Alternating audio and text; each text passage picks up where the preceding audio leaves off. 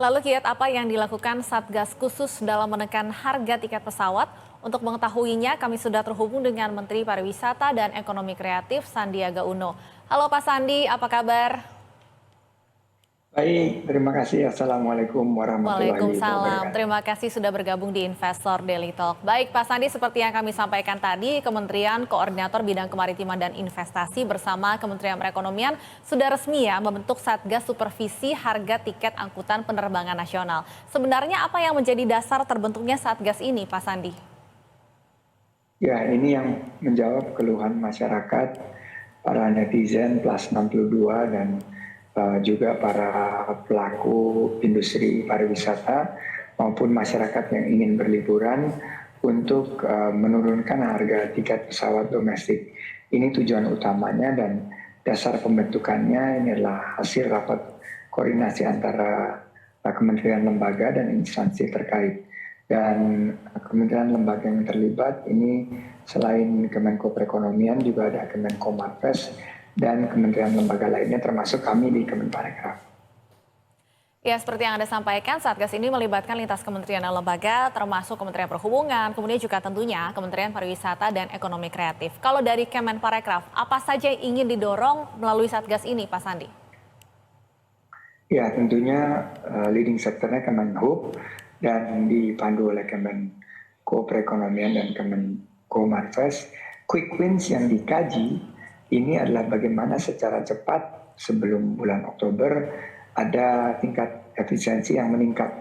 Oleh karena itu kita melakukan evaluasi biaya operasional pesawat, penguatan kebijakan konektivitas, ada review tarif batas atas, relaksasi dari beberapa jenis pajak, termasuk juga pemberian insentif untuk pajak pertambahan nilai ditanggung pemerintah, bagaimana kita bisa memberikan harga aftur yang lebih stabil, termasuk juga harga aftur yang terjangkau, akselerasi pembahasan bea masuk untuk suku cadang, juga ada pembukaan larangan dan pembatasan double charge pada PPN aftur dan tiket pesawat, dan juga double charge pada tarif tiket pesawat ini juga sedang kami pertimbangkan untuk diajukan agar dihapus untuk bisa mencapai target kita menurunkan harga tiket pesawat.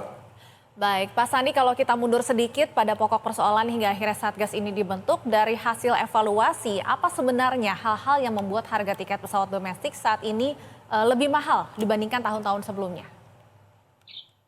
Ya, kalau kita lihat ada 3 hal utama yang banyak diangkat dalam pembicaraan dengan industri. Ini adalah 40% itu adalah berkaitan dengan aftur. Jadi kalau aftur ini lebih ditingkatkan efisiensinya dan daya saingnya, maka kita akan bisa mendapatkan penurunan yang cukup signifikan.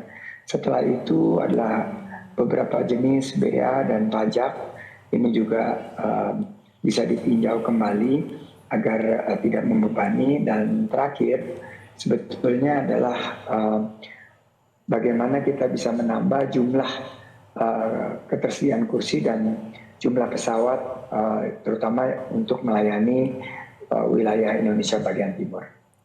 Baik, Pak Sandi, kami masih ingin berbincang lebih jauh terkait dengan dampak kenaikan harga tiket pesawat terhadap masyarakat Indonesia. Namun kami harus jeda sejenak.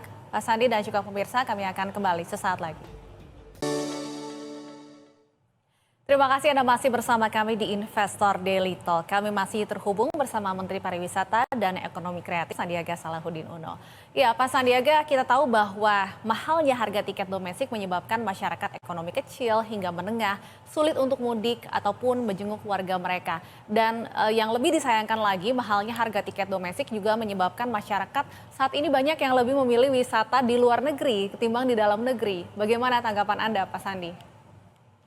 Ya, betul sekali, dan untuk itu kita harus tingkatkan kolaborasi untuk promosi, karena sudah ada beberapa maskapai yang memberikan diskon sampai 80%, dan kami juga sedang menyusun paket bundling, yaitu menyatukan paket wisata tiket, akomodasi, dan kegiatan wisatanya, sehingga secara rata-rata ini tidak terlalu membebani. Juga kami melaunching Wonderful Indonesia Travel Fair karena sebentar lagi kita akan ada low season. Nah, low season ini biasanya harga tiket ini akan turun karena turunnya juga permintaan, tapi kita harus pastikan ini terdistribusi sehingga bukan hanya murah saat low season, tiket juga bisa dicapai dengan harga terjangkau saat nanti liburan akhir tahun, liburan Nataru.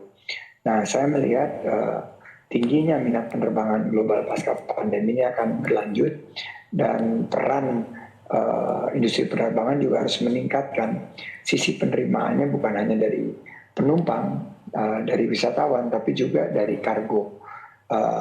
Ada pola perhitungan baru yang ditawarkan saat kita berkoordinasi, yaitu cost per block hour yang mungkin bisa membantu kita untuk mengelola dengan lebih efisien, dan terakhir adanya beban pajak hingga beban biaya operasional ini yang harus kita turunkan secara signifikan. Keprihatinan terhadap harga tiket yang tinggi ini sudah cukup lama, sehingga banyak yang bukan hanya berwisata di luar negeri, tapi kalau misalnya berangkat ke satu destinasi, katakan saja Aceh gitu, mereka kadang-kadang harus transit di luar negeri untuk mendapatkan tiket yang lebih murah. Dan ini cukup ironis ya, bahwa mereka akhirnya harus singgah di luar negeri dulu, baru bisa menjenguk keluarganya. Nah, ini harus kita pastikan supaya ada harapan dengan pembentukan Satgas Supervisi Harga Tiket ini, kita bisa menghadirkan solusi. Juga kita bisa mencegah praktek harga yang tidak wajar, bagaimana kita juga memastikan harga tiket lebih terjangkau ke depan. Nah, untuk wilayah yang berwisata di Jawa dan Bali, kami juga mendorong moda transportasi alternatif seperti kereta api dan bus pariwisata yang kita harapkan terus ditingkatkan kualitas dan aksesibilitasnya. Dan dengan destinasi yang sangat mudah dijangkau ini, mudah-mudahan masyarakat bisa healing, tapi tidak bikin kantong kering. Baik, Pak Sandi, sebenarnya kalau untuk low season ini biasanya di bulan-bulan apa saja sih? Mungkin ini bisa menjadi tips untuk yang sedang merencanakan liburan di dalam negeri. Sekarang sedang kita memasuki low season karena beberapa sekolah sudah mulai berkegiatan dan ada sebagian lagi baru minggu depan. Jadi ini akan ada dampak bahwa harga tiket dalam negeri bisa lebih murah karena akan lebih banyak diskon dan lebih besar yang ditawarkan. Sehingga kita juga bisa menyikapi dengan low season ini ketidakseimbangan supply dan demand, karena kita hanya punya 420 pesawat, sekarang idealnya itu 700. Jadi kita harus terus tambah jumlah pesawat kita, dan kita harus turunkan harga tiket pesawat domestik melalui Satgas ini. Nah, aftur juga karena dipengaruhi nilai tukar dolar Amerika Serikat yang sangat tinggi sebelumnya, ini mempengaruhi harga tiket. Dan kita pantau terus bagaimana kerjasama baik dengan Pertamina, ini bisa menstabilkan harga aftur, ada stabilitas ekonomi nasional, stabilitas nilai tukar rupiah, dan bagaimana kita mendiversifikasi bahan bakar alternatif ya untuk aftur kita, sehingga tidak terlalu terdampak dengan gejolak harga minyak di dunia. Terakhir, harus lebih berkomunikasi dengan masyarakat, karena dengan bantuan masyarakatlah kita bisa menghadirkan solusi-solusi yang sudah sangat ditunggu-tunggu nih oleh para wisatawan kita. Baik, kita akan berbincang lebih jauh mengenai potensi wisata domestik kita. Usai jeda berikut, pemirsa tetaplah bersama kami di Investor Daily Talk.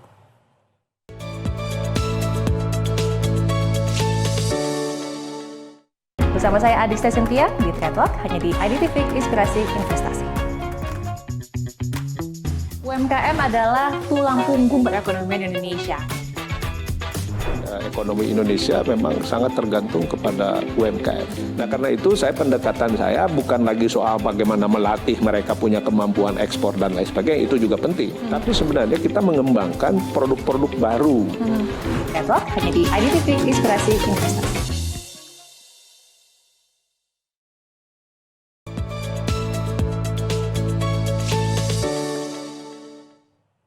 Terima kasih Anda masih bersama kami. Kami lanjutkan perbincangan bersama Menteri Pariwisata dan Ekonomi Kreatif Sandiaga Uno. Ya, Pak Sandi bicara mengenai potensi wisata domestik. Selain tempat-tempat yang sering dikunjungi seperti Bali, Jogja, Bandung, daerah mana lagi yang sebenarnya sangat potensial? Tapi pertanyaan utamanya juga, apakah kemudian daerah-daerah ini sudah disupport atau didukung oleh harga tiket pesawat yang terjangkau atau mungkin juga ada alternatif transportasi lain?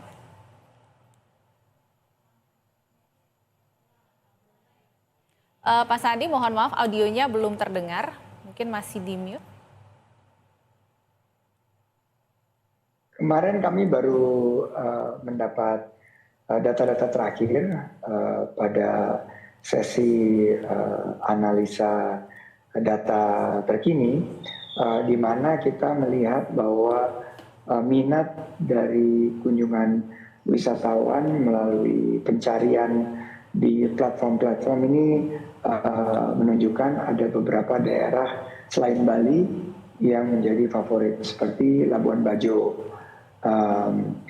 Labuan Bajo ini sekarang sangat hits ya, karena ini pintu gerbang Taman Nasional Komodo, dan karena ada penambahan jumlah penerbangan baik dari Jakarta, Surabaya, Bali, ada juga penerbangan dari luar negeri. Ini sudah bisa masuk ke kategori tiket yang lebih terjangkau dengan penerbangan langsung dan harga yang kompetitif. Jadi selain Bali, Jogja, Bandung, Belitung, nih Labuan Bajo sedang naik daun. Kedua, Banyuwangi. Banyuwangi ini ditopang oleh beberapa atraksi. Ada Taman Nasional Baluran, Kawah Ijen, pantai, dan event-event yang sangat luar biasa. Banyuwangi ini sekarang bisa dijangkau melalui penerbangan langsung dari Jakarta, dan juga banyak yang menyatukannya dengan pembangunan ekosistem pariwisata di Bali Barat, sehingga penumpukan kunjungan wisatawan di Bali Selatan ini bisa kita atasi.